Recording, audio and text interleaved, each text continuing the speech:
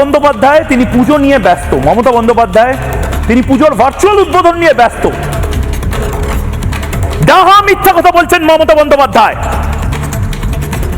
আমি এই কথাটা বাংলার এবং দেশের অন্যতম প্রবীণ একজন রাজনীতিবিদকে নিয়ে বলতে চাই না, কিন্তু মমতা বন্দ্যোপাধ্যায় মিথ্যা কথা বললে আমি কি আর বলতে পারি।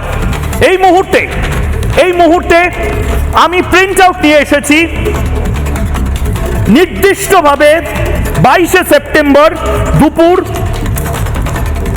4:02 আগে ইন্ডিয়ান মেটিওরোলজিক্যাল ডিপার্টমেন্ট অর্থাৎ IMD দেশের ওয়েদার ফোরকাস্ট বিভাগ নির্দিষ্টভাবে বলে দিয়েছিল heavy two very heavy rainfall very likely at isolated places over Gangetic West Bengal.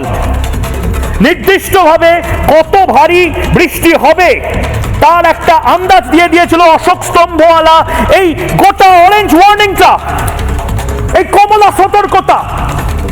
সেটা কাল দুপুর 3টে থেকে মমতা বন্দ্যোপাধ্যায় জানতেন, ফিরহাদ হাকিম জানতেন, প্রশাসন জানতেন, কিচ্ছুটি করেননি।